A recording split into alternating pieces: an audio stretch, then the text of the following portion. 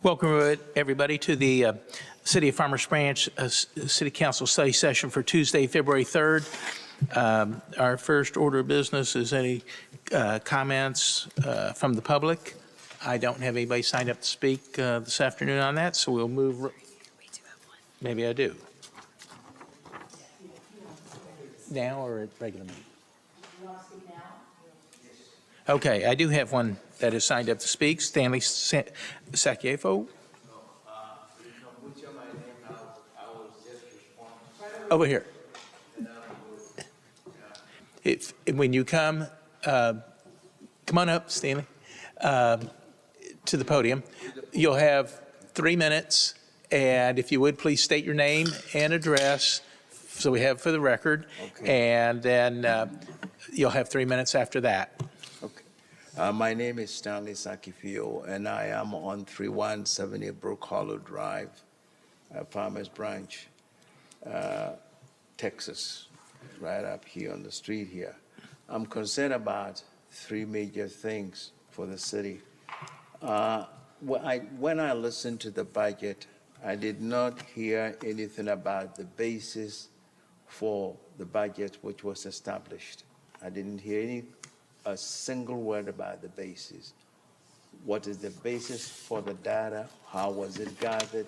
How was it analyzed? I didn't hear anything about that. That is of concern to me. I heard about sales increases. I didn't know the basis of it. Is it because of density of traffic? Is it because of density of people coming? Is it because of flows? I didn't hear anything about that. I heard something about the strategic objectives. Conceptually, strategic objectives do not exist. We don't have strategic and objectives. I mean, they are two different concepts. So I don't see how the city manager fused the two and presented it as something. It's a novel idea. I don't know how those things work. Strategic objectives. I don't see how it works.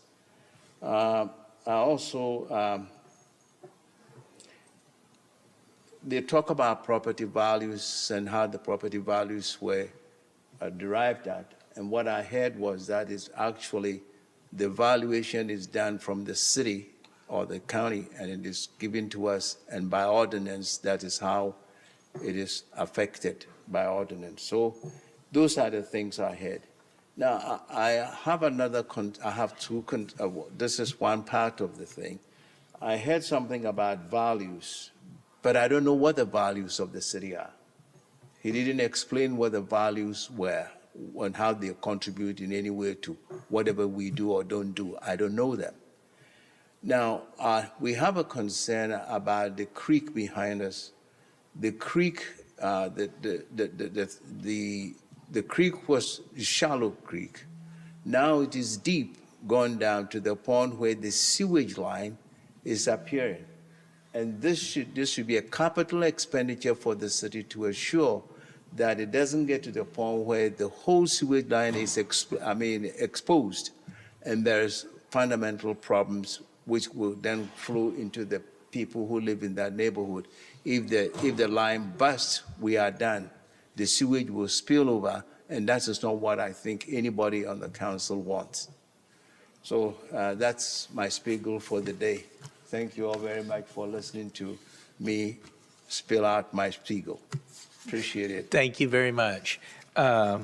That's all the speakers I have signed up this afternoon. So we will move on to item C1, which is review and discuss consent and regular agenda items. Councilwoman Gonzalez.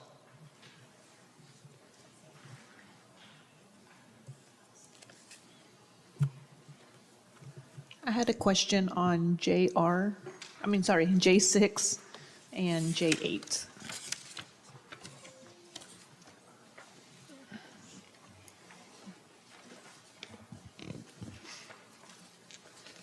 Good afternoon. Ray Silveris, Director of Public Works. I can address J6. For J6, I just want to make sure that we're not doing double the work to make double the cost on it, because I know we're wanting to redo the water lines, so I just want to make sure that. Correct. This one's just to buy some materials for us to have, and the approach that we're going to do is utilities first, where they need to be done, and then prioritize the street to come behind it to get replaced so that we're not double cutting the road up. Perfect, thank you. Yeah. That's all. You had one other on? J8. Jose Garibay, Special Projects Manager, here to answer Jake. I just wanted to know, like, how many will be demoed? Yes, sir, there'll be 7 homes that are demoed. Okay, thank you. That's all I had. Thank you. Councilwoman Bennett, I have no questions. Councilman Reed, Nothing for me today. Councilwoman Villafranca, No questions, thank you. Councilman Neal. Yeah, I do have some questions about J4 and also on J8.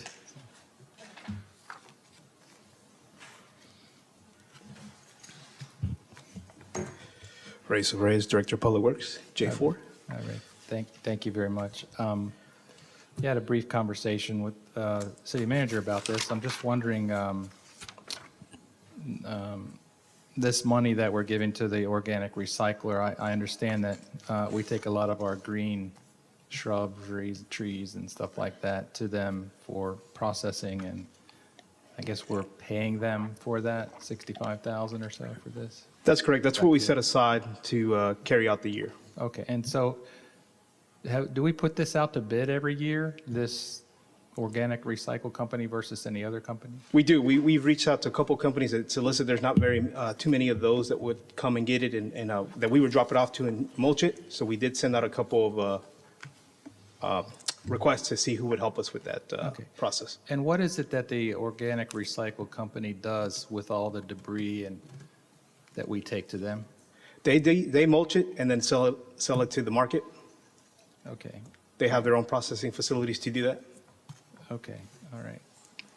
And is there any economic arrangement we can do with them such that we might be able to get some of that mulch for our city's use? So we tried that in the past, and they're barely breaking even to make a profit on this, so that we would have to buy it from them. We can continue exploring those avenues as maybe things get a little bit better, as more cities come to do the best management practice to divert brush into the away from the landfill into this area.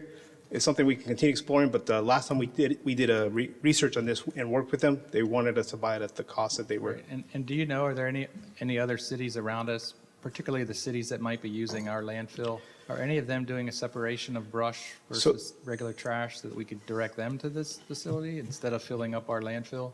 So most of the cities are doing the best management practice to do that. I think there's one maybe that I'm aware of that we can maybe approach and talk to them about that. They're not doing full brush. It's a mix with their bulk and stuff like that. So That's all I have on this one, Mayor. Just had a question about J8, clarification.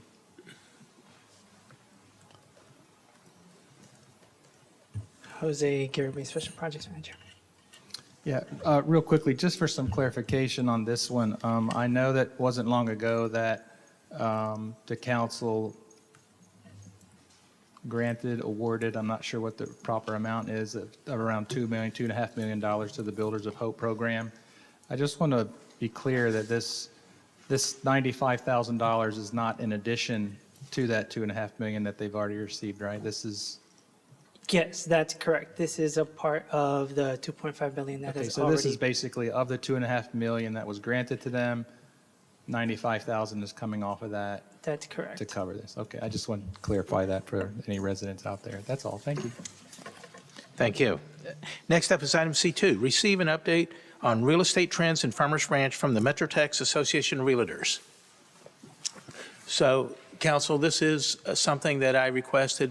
I've tried to do this every year, and I just think it's important that we have independent professionals come in and just tell us what's happening in the city and explain what's going on. Yes, Mayor, Council, Aaron Flores, City Secretary, Deputy Director, Administrative Services, and I'm just here to introduce, where'd he go? Matthew Church with the MetroTex Realtors Association, and he is going to walk you through the presentation. Thank you, Aaron, for that lovely introduction. And be honest with you, I cannot believe we are already talking about the budget. Isn't it February? And it's already coming, right? It never stops. Well, as Aaron alluded to, I'm Matthew Church, Vice President of Government Affairs with MetroTex Realtors. I'm joined here today by a future leader of our organization, Mr. Jeff Farnell. I'm going to walk you through a story about who we are, what we do, why we do it. And there's one slide in particular that if you take any value out of anything that I have to say, I want to leave you with one slide. I'm also going to go through some of the past legislative items that have since either gone into effect on September 1st or January 1st that are germane to some of the ongoing legislative challenges and why that matters to you here. So again, MetroTex Realtors, we are an association of 37,000 members here locally. Our members practice in an area that is most of Tarrant County, all of Dallas County, all of Collin County, Rockwall, Navarro, Kaufman, and I'm leaving out, Ellis County. I'm leaving out a couple others. But in other words, it's a big swath of territory. And it ranges from cities that are Dallas size to unincorporated areas out in rural county areas. So the issues that we engage on from a public policy standpoint are wide ranging. We're just one part of the state association.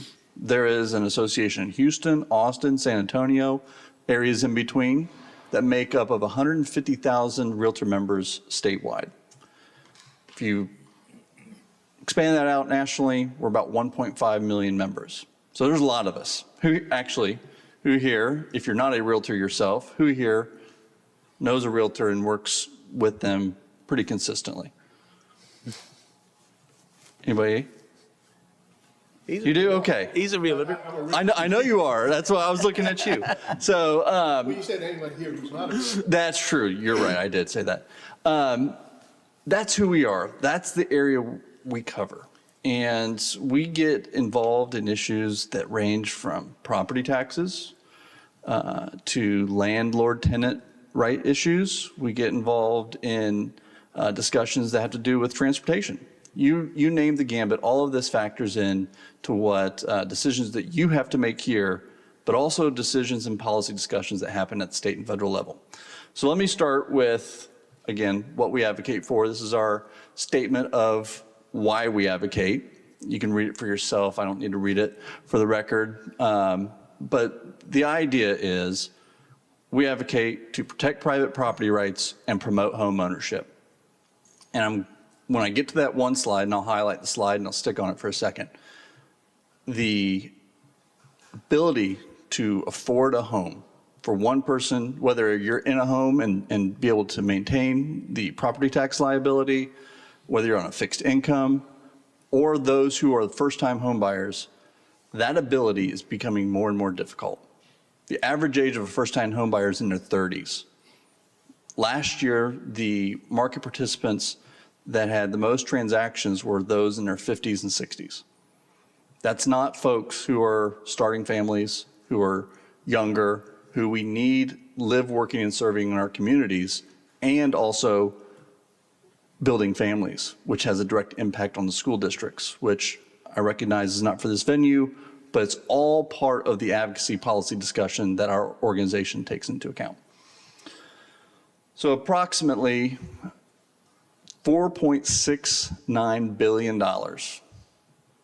Again, $4.69 billion what the real estate industry contributed to GDP in the state of Texas. We are in a very fortunate position. You sit here in Farmers Branch in a blessed position because of your location. And that location is not just within the Dallas-Fort Worth Metroplex, it's in this state. We have a strong, consistent regulatory environment, and we have the ability for job market participation, and people want to be here and they're moving here in droves. And that hasn't stopped. I moved here in 2010 and it's only expanded faster, at a faster rate, which means down the road there's going to be challenges with that growth and expansion. You already see it on your infrastructure. You already see it on your resources. It's good problems to have, but they're problems nonetheless that we need to face. And we leave here today, or when I leave here today, I want you to know that we want to face those with you together. This is the slide that I think I could stop here. I won't. I'll go into other things. But this is the slide I want to leave a lasting impression. This is the type of data that our organization compiles. And this is just the December snapshot. In fairness, when I sent this to the city, I sent it in January, and it updates at the end of the month. So there's probably a January slide on here, but I do not have it updated. But what I really want to draw your attention to is two components.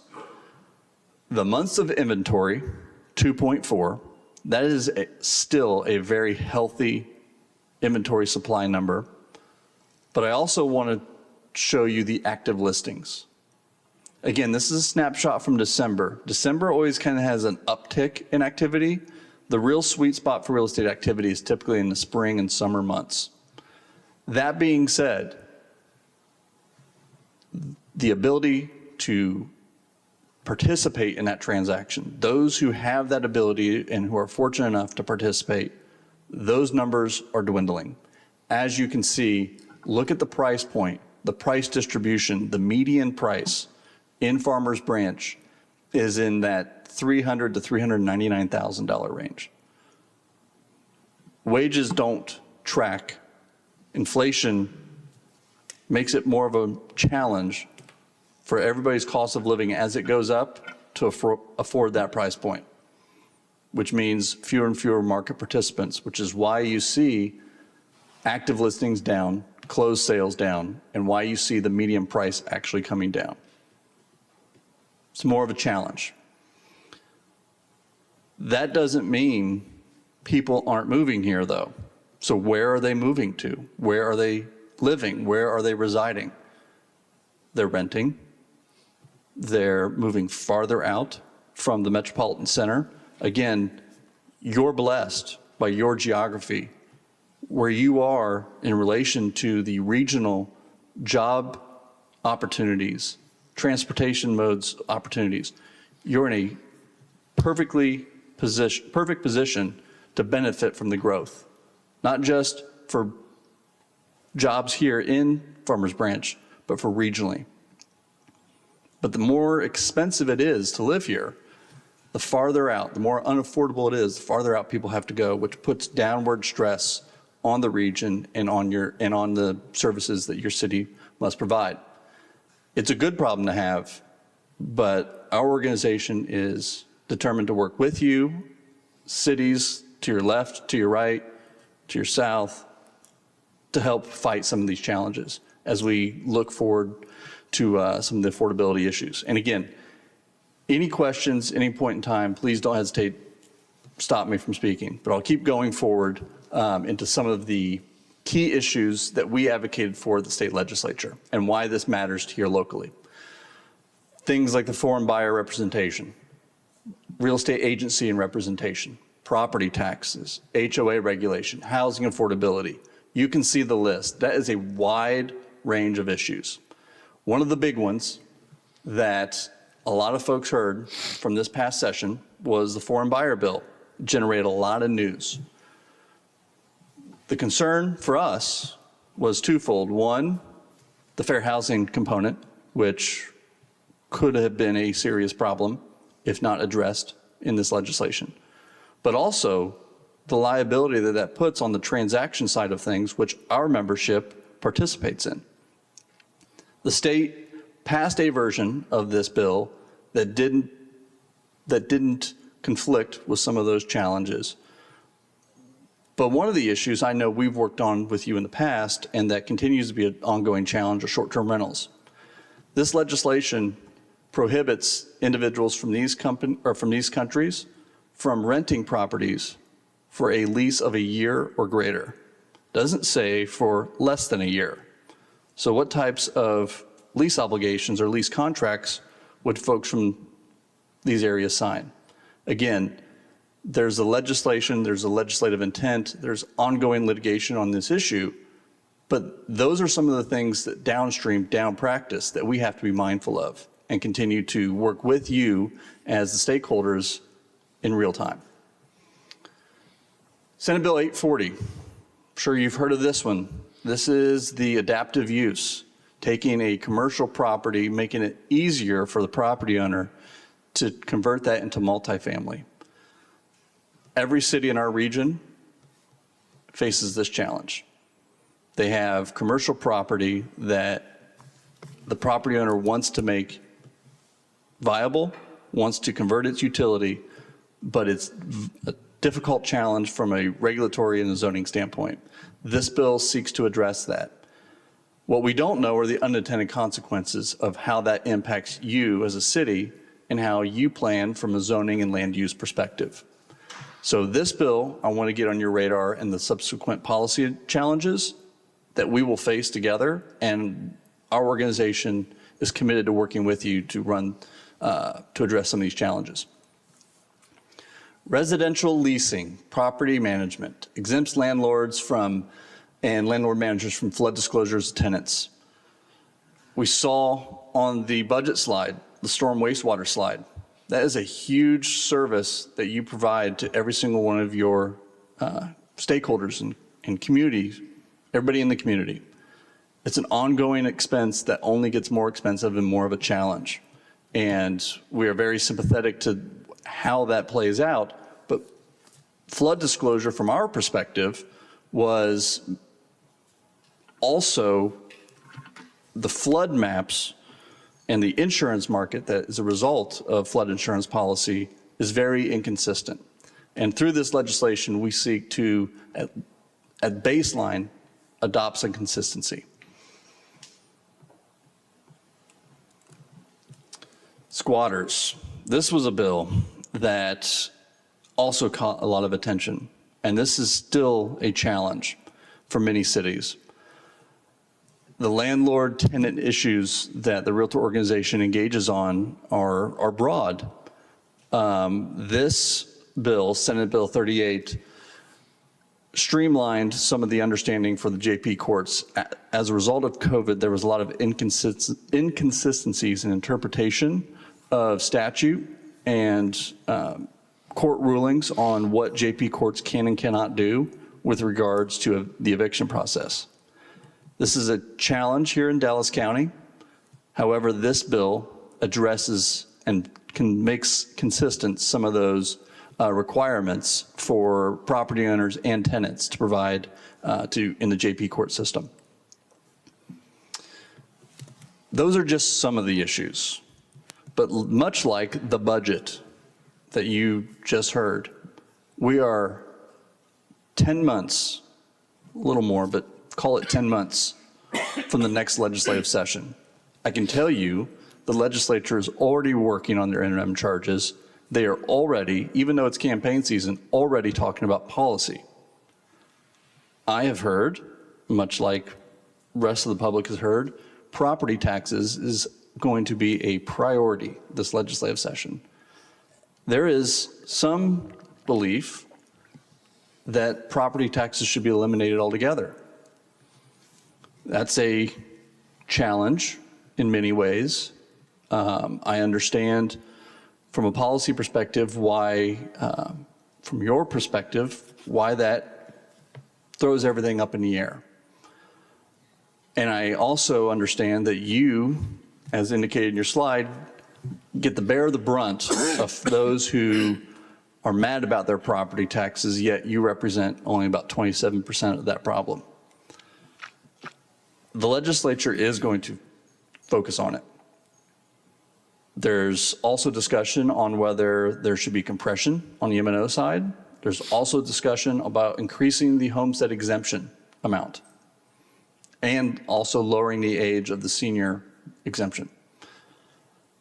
Those are all issues that we will continue to engage on with our folks at the state, but those are issues that we also need to collaborate with you on as stakeholders in not just Farmers Branch, but the rest of the region on how we work with our policymakers at the state and federal level to build a strong, cohesive tax base so that not only can you budget and plan accordingly, but we can provide the services that your consumers or that your constituents expect of us.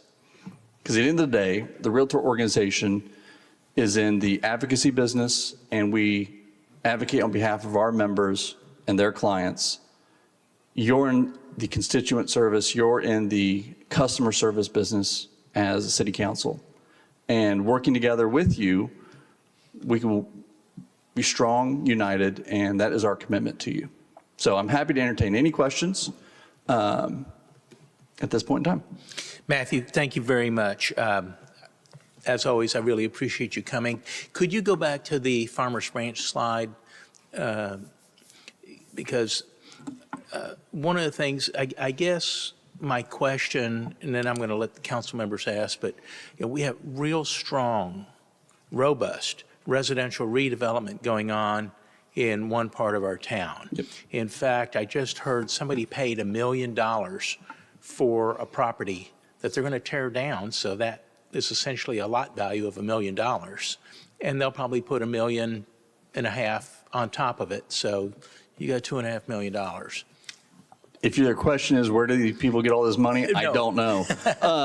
I'd like to know too, but is that taken into account when you put this information, some of this information together, or is this just based on what we know from listings and sales? Because I think that this other, I'm going to say anomaly, even though it's not, it's a everyday thing over in one part of town, is really forcing the whole market up. So to your question, this answers just the sales, the transaction side of things. It doesn't, we're not accounting for those individual land purchases and then the increase in value. We can provide you that data. This is the quick snapshot that's simply transactional. But to your point, I guess the broader issue is we're not building more, we're not getting more dirt. So whatever land you have available to you is the land you have to work with. And the blessing that you have is that those residents who are fortunate enough to live here, their values continue to go up. The equity goes up in their homes, which means theoretically their purchasing power should also go up. Challenge to get in, but good if you're in.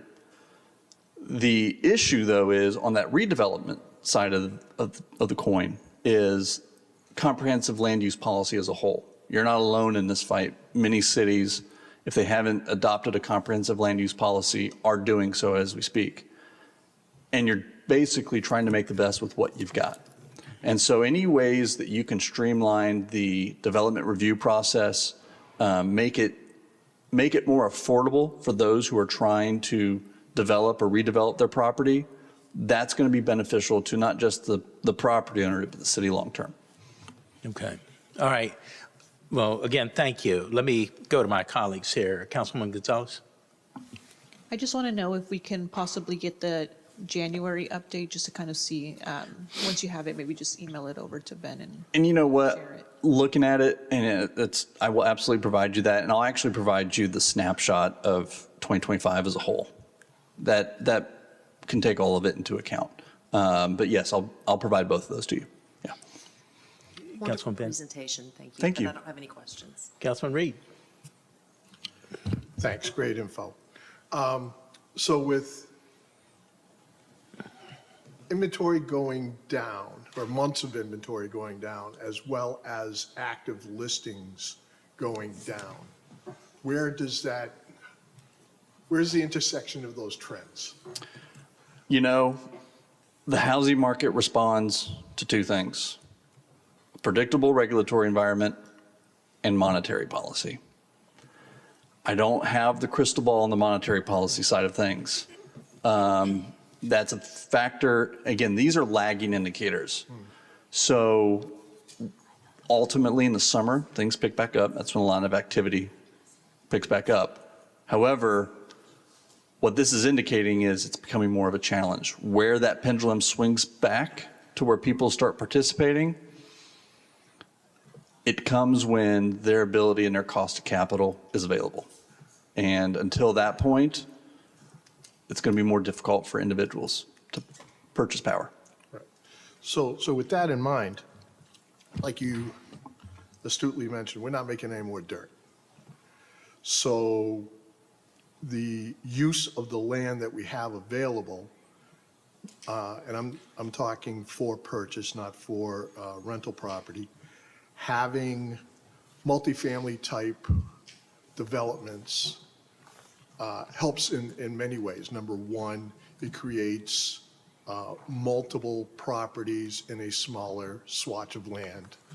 And with that, it makes the cost per unit lower, therefore making it more attainable to individuals. Would that be an accurate assessment? That is a very accurate assessment and not part of this presentation, but I'm happy to come back when completed. We actually have a group, an economist with Urban 3. It's a data research company based out of North Carolina in conjunction with the Texas A&M Real Estate Center studying that very thing. In other words, you have X amount of dirt, what type of building product, what type of verticality, what type of utility, mixed use, residential, all of it.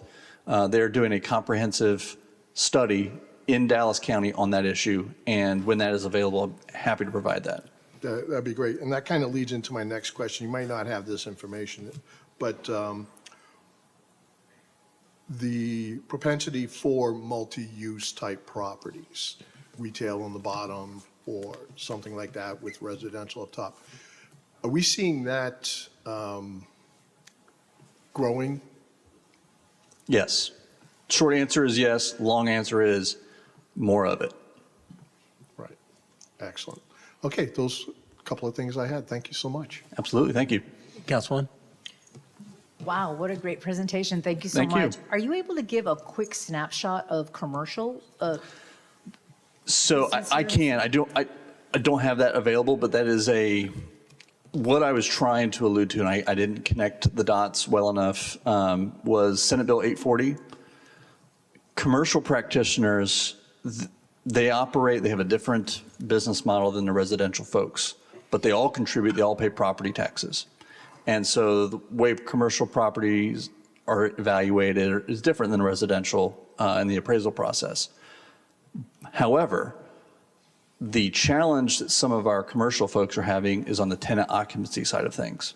And I don't have that data available. I'm happy to get it and include it in part of a future presentation. But I can tell you, I spoke with our North Texas Commercial Realtors Association a little more than a month ago, and they're still having challenges on occupancy, which ultimately hurts their rental rates and rental market, which is why Senate Bill 840, from a commercial practitioner standpoint, again, how it plays out as far as local policy here remains to be seen, but the door is open for use and transfer of use of those properties if they are challenged, if they are not meeting that demand. The ability to convert it into residential or a mixed use, such as Councilman Reed brought up, that flexibility, that ability could be very advantageous for the city. Great information. I appreciate you. Hold on. Let me get Councilman Neal first. Is it Matthew or Matt? Either one. Matthew, thank you very much. This is Absolutely. very helpful information. I think you made a comment that much of us appreciate here, and that Farmers Branch is in a prime location, right? And you also mentioned that it seems like people want to come here just because of our location. So I'm trying to understand, if people want to come here and there's a demand to come here and be here in Farmers Branch, can you tell me why you feel that the year-over-year median price is down year-over-year? It's a very good question. Not being the economist, being the lobbyist, but I will put that hat on for just a second and attempt to answer that question. The challenge is Cost of money. the ability for those to pay that price. Again, from 2018 to 2022, we were in an environment where you couldn't keep properties on the market. And there was a market where people were overpaying and they were paying cash offers. This 402 median price is a regression from that experience. In other words, the market ran hot, and it ran hot for a while. And while the arrow points down, it doesn't necessarily mean unhealthy. And the arrow pointing down just means that type of hot market activity isn't taking place like it once was. So it's the market itself that's driving these numbers up or down based on supply and demand and ability of folks to purchase or not purchase. Right? Absolutely. And the key is it's always lagging, right? It's Right, not right. as real time as a month snapshot is, still there is lag effect to this. Okay. The only other thing I wanted some clarification on, and that was the SB 840, commercial properties converting to multi-use. As I understand it, that is limited to cities of 150,000 population or more? That is true. Okay, so that really wouldn't apply to us, at least for some period of time, since we only have 40,000 or so. Not some period of time, but it's downstream impact. You know, you're surrounded by cities that have that population. And while you may not have a decision at this dais on that issue, how they're planning, how they're developing, how they're building for the future ultimately has more of a regional impact. So how they're addressing the SB 840, you feel might have some impact to us in our city? From a regional standpoint, yes. Okay, that's all. Thank you very much, man. I appreciate that. But it is important to note that we've already had a developer a couple years ago who owns warehouses, came before council and asked for permission at some point in time to tear those down and convert them to multifamily. That permission was granted. At the time, we didn't have a shot clock that ran, so you had to do it within X amount of time. So that developer's just waiting for the right time to do it, but that's happening on a smaller basis here. Yes. And on that, developers, there's many of them sitting, you know, there is still opportunity to be had here.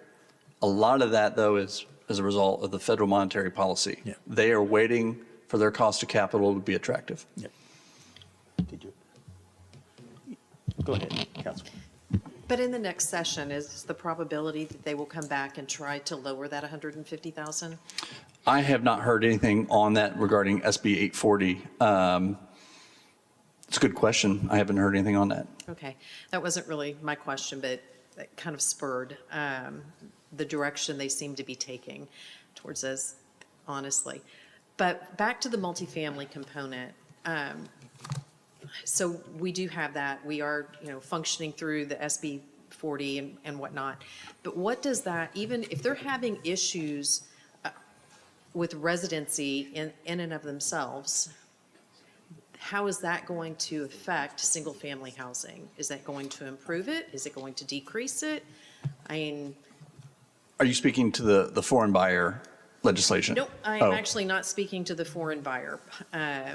I actually had a foreign buyer next to us that had a short-term rental, that when this went into effect, they sold. So that was a blessing. But with that being, I mean, I guess I'm curious about, like, the pricing, If they're struggling with their tenant rates, is that going to suppress our single-family housing prices?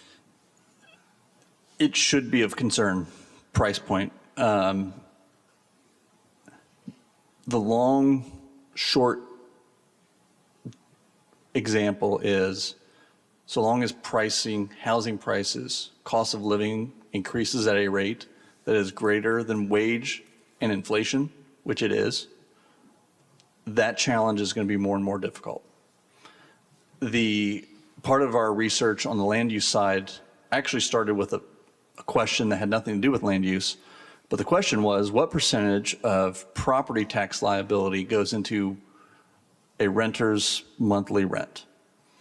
And I was at a different city with a different mayor and council that asked me that question, and I didn't know the answer. So did the research, and it's approximately 25 to 27% of monthly rent just to cover the property owner's property tax liability. And again, your city's doing a great job at addressing the property tax liability. And the other side of that is the affordability side. What we're not factoring in are things like insurance. And whether you're a single family rental home or you're a big multifamily complex, the cost of carrying insurance is getting greater and greater and greater. And that you don't see on the sticker shock of your rent or your mortgage. And so folks see their property tax bill remains the same. The homestead exemption may have even decreased it, but yet they are paying more out of their pocket than they did before. And that's not a problem that you can fix here with a vote, but needs to be part of the calculus and part of the discussion as you talk about those things like affordability that you're going to hear from. Constituents are going to come to you first, and they don't really know who to go to or understand why that may be impacting them. But it's all part of a bigger puzzle at the state and at the federal level that factors into it. And part of the reason I showed you that flood disclosure bill was because in some areas, that was a big issue where some of our property owners were seeing that sticker shock. But the issue with insurance here is roofs, hail damage, storm damage. The issue in insurance in Houston, well, it's actually all of it. It's hail, wind, storm, water, all of it. And what happens in the western part of Texas. So for a predictable regulatory environment for insurance providers, the state of Texas is one of the worst states to do business in, or one of the most difficult states to do business in because of the variance and because of there's just more rooftops. There's more building space, which means their insurance costs quadruple. So that's not an answer to the problem. It's an example of part of the problem. And the key is that we work together addressing some of those things here, cover what we can, and then work with our stakeholders, policymakers at the state to make sure that we carry that message forward. Matthew, thank you. Oh, okay. I just need a little bit more clarification on some of the wording. I just want to kind of make sure I understand what I think you heard, and correct me if I misspeak here, but what I think I heard you say is that as the allocation or additional multifamily, multi-use facilities are built within a community, there is either can be or will be an impact to the single-family home values? I did not say that. That's why I brought it up. I want to make sure I'm clear. Okay, no, on I did not address. I was speaking specifically about insurance costs. I'm speaking about broad, all property owners So have an increase. is it your belief then that if we were to add many, many, many more multifamily units, there would be no impact to the housing pricing of the single-family residence? Or would there be in your? That is something I would have to do research on. Okay. That'd be nice to know. The other thing is, as you just spoke about, I think you said it was 27 to 34% spent for housing generally? I was. I missed the percentage. In context, that was the Which property includes tax. insurance, rent, mortgage, Correct. all that. So the 100% includes rent, the mortgage. And so there's this imbalance of market rates going high, yet incomes are not following that. Do you believe or feel that the market will ultimately adjust for that at some point? Because I would see as homes sit on the market longer, they're going to have to lower their price to come a little bit more in balance. Or am I missing something here on that? No, that's a good observation. The challenge, though, is 300 to 399, that sweet spot that you see on Right. price distribution, the 29% of the activity, that's still not within the level of definition of affordable. Right. So So it even can- if there's a regression, getting it to a point where those who are trying to enter the marketplace, that's still a challenge. Getting closer helps. However, the question is, are we there yet? Are we close enough? And that I don't know. Well, my question is, do you think the market will continue in a direction that will then allow them the affordability? That's an excellent question, and I would need time to Okay. formulate a response. Great, thanks. Thanks, it's very helpful information. That's all I have, Mayor. Thank you very much, Matthew. All right. I'll be happy to set up. I'm writing that one down. Okay, I'll be happy to set up a meeting, and we can go see Matthew at his office. Just Yes, another sir. clarification. So to improve the situation from an attainability standpoint,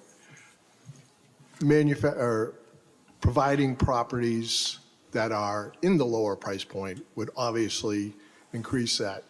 And going back to what you said about going up to 2022, if we recall, I'm sure everyone here does, that's when the interest rates were down about 2.5%.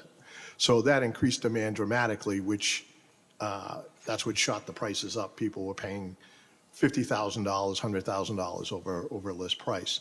Now that we're in an environment where it's currently right around 6%, give or take, that's having an impact. The goal or the hope is that interest rates can come down a little bit, which can help with the attainability of property if the price points stay the same. But one of our goals should be is if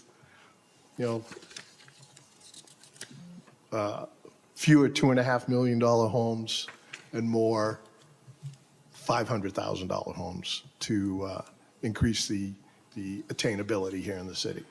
And the other part to that equation, Councilman, is if you have a lot of equity in your home, you've been here 30 years, there's a capital gains tax bill that's applied if you sell and you meet a capital gains threshold that's higher. Again, that's not an issue that you can address. That's a federal that's a federal bill. But that's also what's incentivizing folks not to be mobile and move.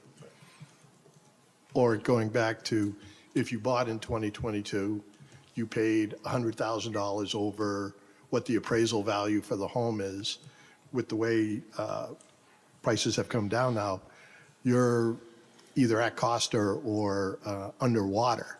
And I know that's been a deterrent to some people moving as well, because they can't afford to leave. Right, and the interest rate that they got, there's a psychological rationale to stay within that. And to your point, Councilman Neal, the economics of this is behavioral. And predicting behavior can be a challenge in an environment where there is unpredictability in monetary policy and the regulatory environment. No. Okay.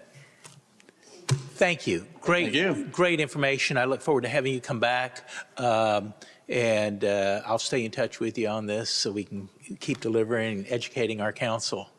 Absolutely. Thank you. Thank you. Thank you, Jeff. We're going to try to get to this next item real quick. C3, receive an informational presentation on the spatial analysis of Farmers Branch crime data using existing police records. You think we can get through in 25 minutes? Well, you get through it in 5. 5? Yeah, I just talk fast. Let's go. So there you go. Okay. So I'm gonna try to use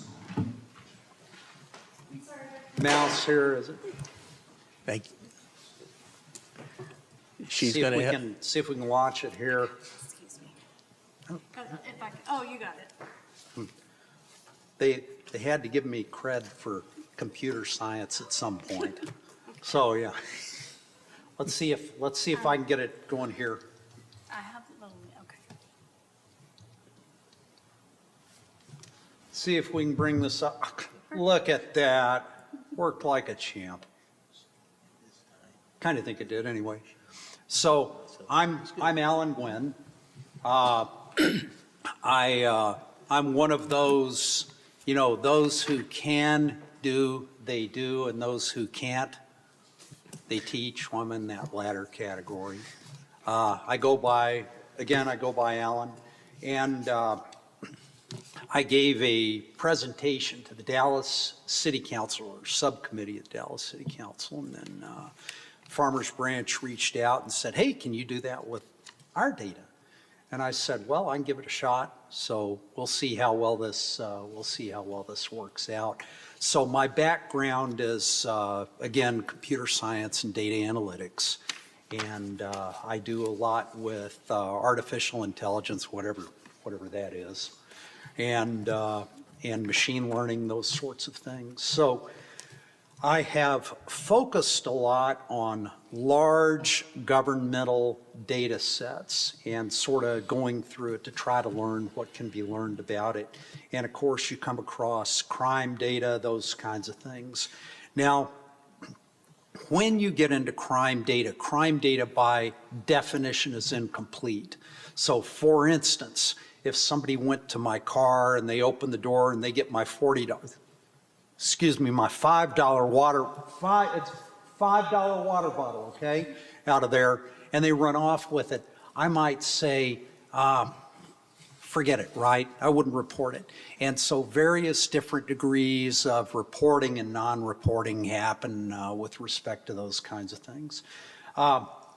More recently, I've kind of gotten into this crime data analytics. It sort of came about as a spinoff of looking at the city of Dallas's homeless problem and the deaths that kind of, just the entire ecosystem and how it sort of is kind of a cycle of violence that really needs to be addressed at some point. But in there, I started looking at transit and transit's contribution to it.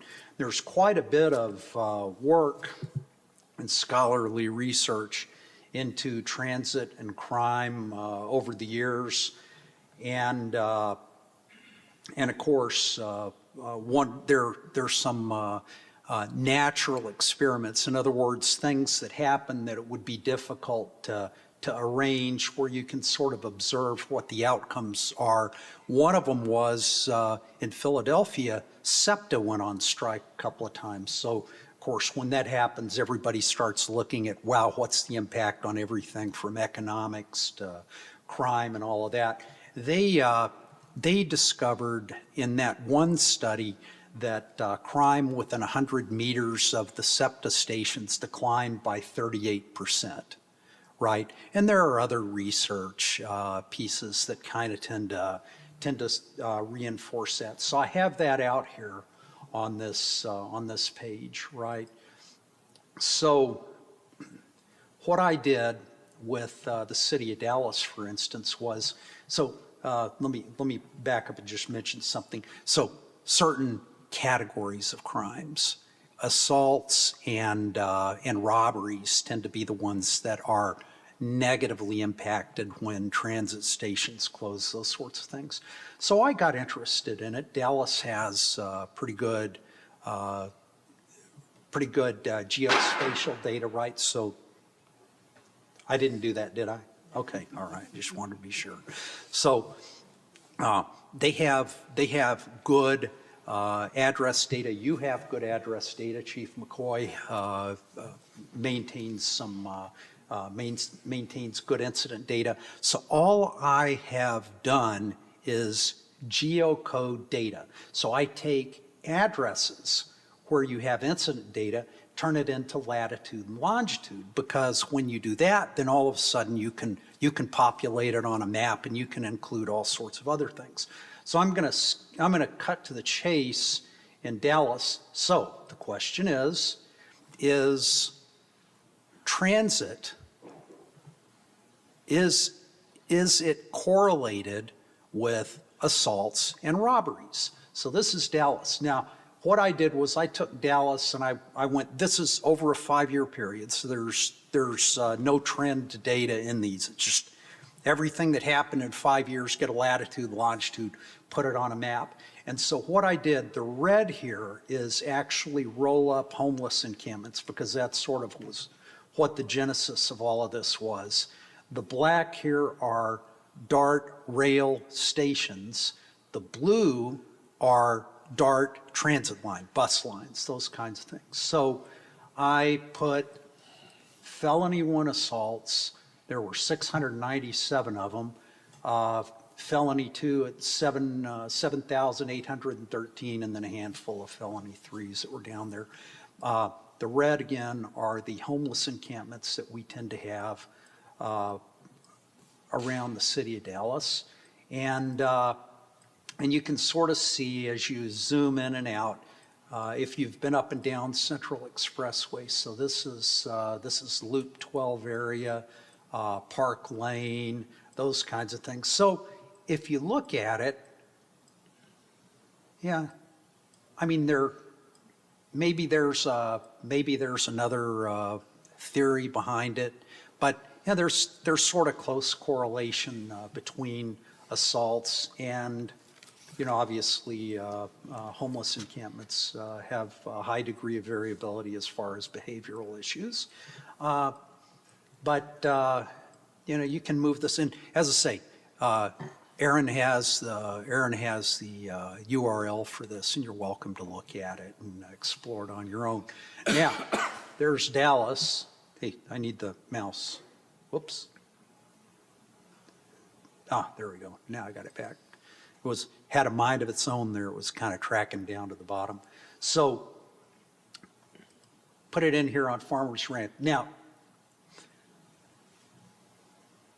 I have to say something about Chief McCoy here. So 7,000 felony 2s plus 1,000 felony 1s in a 5-year period versus 1,259 out here in Farmers Branch. He's doing a great job. Yes, okay, it makes me want to pick up and move out here and buy a house. Well, until I heard that the property's going for $1 million a lot, then. Not all of them. Not all of there, them. Okay. That was all just right. the Well, extreme. just have to be sure. But so this is assaults, okay? And you can kind of the heat map shows where there are more calls. So the darker red, yeah, more of those 1,259 rows of data, right? So again, back out a little bit. We can look at Dallas robberies, which felony 1 and felony 2. We got, hair under 10,000 of those over a 5-year period as far as calls go. But again, you kind of look at it where there's concentration of transit facilities. And again, maybe there's an alternative explanation for it, but the visual correlation is certainly worth questioning, right? And then we go out here to Farmers. Chief, have you actually had a robbery out here? So 94 robberies. And if you look at them, again. It's multifamily. Now the correlation is there. It's certainly worth asking some questions. Now, this one, I sort of stumbled across.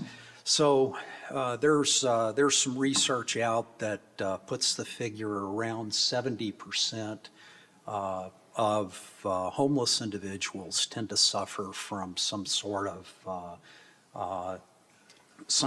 mental illness, and I think the figure is also, and these are not mutually exclusive, but 38% of them tend to be under the influence of dangerous drugs.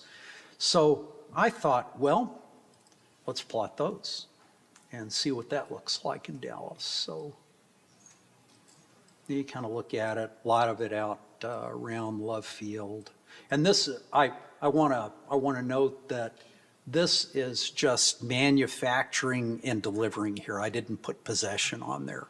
This is just where the Dallas Police Department have made arrests for people peddling dangerous drugs. And again, there's bound to be an alternate hypothesis. And it's certainly worth exploring everything, because as we're reminded throughout our entire statistical career, correlation does not necessarily imply causation, right? So that's important to take a look at. So in order to get a decent heat map out here, now that was just manufacturing and delivery. I did possession, all manufacturing of controlled substances, everything felony, misdemeanor A's and misdemeanor B's, and with all of that, you had 936 arrests. And again,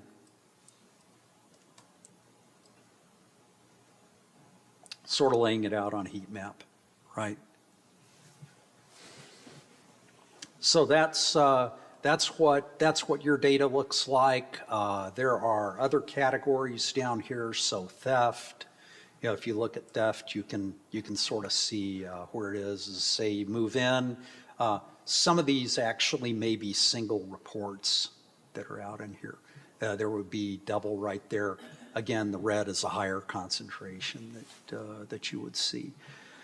So part of the ongoing research that I'm working on, I plan to devote some time this summer to working on an open framework. So there's quite a bit of research into microtransit. In other words, so buses, when we think of large transit systems, and of course, someplace like Dallas that didn't dig underground, didn't have subways, those sorts of things, right? So you get surface buses that run. But if you stop and think about it, a lot of these large transit systems are pretty much doing what they've done over the past 80 years, and that's running great big buses that burn a lot of fuel, and they run on a schedule. There are analytics that are out there about the efficiency of those. But we've moved into an Uber and Lyft age, I want to tell you, you're not going to be a fan of microtransit, right? Because done correctly, they could provide a really good alternative for this. The biggest problem that you have with microtransit is the scheduling. So you have a temporal spatial issue. You have, for instance, in Farmers Branch, you have a bunch of people living out here who don't do the same thing at the same time. So where you need to go at 7:30 in the morning, I don't need to go at 7:45, and I live somewhere different than you do.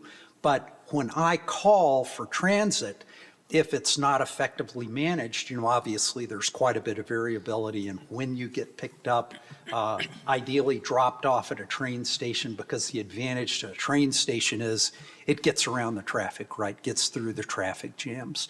So if you have feeders that go into something like that, obviously that can optimize your transit. But I'm looking at developing a model, and I'm going to open source it. I'm a big fan of free and open source, right? So anybody can use it. Free and open source route optimization with dynamic rebalancing depending upon who calls. So let's say that a bus is headed to pick you up, a microbus is, and you call. It immediately looks to say, okay, am I going to be able to get her to the train and pick him up at the same time? Oh, okay, well, let's go ahead and do it. Or let's say that I'm headed over here and we get a bunch of calls here, but I'm closer to here and we have a bus that we can start out. So it's just basically, how can you leverage your resources in order to optimize them? And so that's going to be one of my summer projects, I think, is getting into that. But as I say, I have a bunch of scholarly research. The difference between this and popular stuff is that I can't even understand the scholarly research sometimes. It's like, why do you need 16 words to say, this is what we did, right? So anyway. Well, thank you very much. I can't wait to delve into this because obviously transit is something that we're talking about right now. And so I'm looking forward to studying this, and hopefully, I guess Aaron will have a way to get in touch with you if we have questions. If she still wants to get in touch with me, yes. Well, some of us may. Let me start with Councilwoman Gonzalez. Great presentation, Alan. Nothing for me. Thank Thank you. you. Councilman Bent. It was wonderful. Thank you for coming out and doing this for us. My pleasure. Councilman Reed. That is some data-rich analysis there. Thank you. So it seems from the couple of overlays that we saw that, and again, we know correlation is not causation. Correct. But there does seem to be a strong correlation to crime on transit lines, whether it's in Farmers Branch or in Dallas itself. And your initial expectation into microtransit is that that could somewhat be alleviated? So, as I say, the two biggest opponents to microtransit that I can think of right now are Uber and Lyft. And I would absolutely love to be able to get Uber's data and Lyft's data because they know how long it takes if somebody calls to go from point A to point B. They have all this data that they've collected over time. Now, there's an alternative source for it, which may be Google and Waze. And I'm going to try to get that. But yeah, this is the goal of this is to provide dynamic scheduling so that if you think about it, yeah, okay, people wake up at 6 a.m. or something like that, and they have to be different places at different times. The idea is that we are able to watch the day unfold and dynamically change what happens in the transit systems. Sort of like the dynamic pricing on the managed lanes of various toll lanes. Yeah. So, yeah. So it makes sense. We'll see if it can ever get implemented from this standpoint. We'll see what happens to my summer too. Yeah. Right. Councilwoman Villafranca. Great presentation. Appreciate your time. Thank you for ma'am. coming out. Councilman Neal. Thank you, Ellen. It's very helpful. And I'm just seeing this briefly here. And I just want to ask, do you think it's fair to think of this in the sense that this transit plus the homeless somewhat equals crime? Maybe it's not the causation, but it seems as though when I look at these heat maps where there's transit stations and homeless encampments, there's a little more activity of crime. Again, correlation Right. doesn't imply causation, but there are agencies that that certainly deal with this quite a bit, and there's quite a bit of violence that happens around those camps. Okay. So as I say, you can look at the assaults and, again, maybe somebody woke up in the middle of the night out in the middle of Preston Hollow or something and said, gee, I want to go get assaulted. And they put on their shoes and hiked to a homeless camp and got into a fight. But that would, all things are possible, but, what are the probabilities, right? So, at that point, so there are many different discussions that need to happen. One of I'll venture off just a little bit, go back into the presentation that I gave to the city of Dallas. And what started it was, so in the city of Dallas, 311, there were, over the 5-year period, 44,545 calls to 311 about homeless encampments. So if you go and you read down through their incidents, that was what, 44,545, and here's the distribution down there over the period of time, 2020, late 2020 to late 2025, right? And you lay them out on the map, and again, this doesn't, if you've been around Dallas, this should not come as a surprise. It's where you can drive by and you actually can see the issues. And as I was going through the Dallas police incident data, I came up with, I came across this category called no offense deaths. And that would be where, my wife wakes up one morning and reaches over and goes, okay, time to get up and make breakfast or something. And I kind of lay there like that, and she goes, oh my God, calls the police, and the police come out and say, yeah, I guess he expired, right? And so that would be logged as a non-offense death in a residence. So what I did was I broke it down. I said, where are they finding people? And we have highways, streets and alleys, outdoor area, bunch of different places that were logged into the incident data. And if you look at it, number of reports that were going into the DPD incident data, here you can, zoom in where they found them, click on, these unexplained death, these kinds of things, right? Normal and non-homicide deaths. So it would be natural death, unexplained death, accidental death.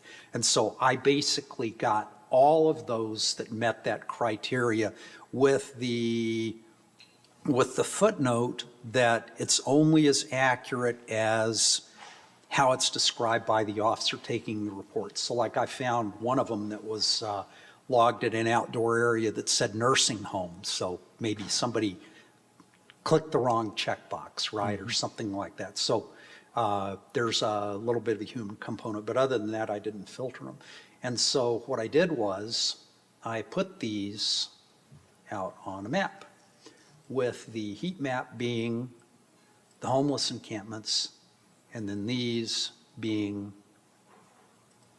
deceased individuals, right? And when you look at it,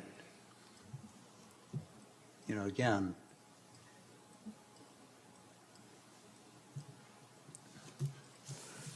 now this kind of changes the narrative a little bit, changes the discussion, because now we've got real people that are being impacted, by this. And there were about, I think about 1,200 of these that were out there. Thank you very much, Alan. Appreciate it. So I know. Thanks. It's depressing. Lots of data here. Thank you. It's depressing. It's like one of those things you wish you could look at and snap your fingers and solve the problem. So, Yep, fact of life. all right. Alan, thank you so much. This was really, really good information, and I can't wait to look into it further. All right. All righty.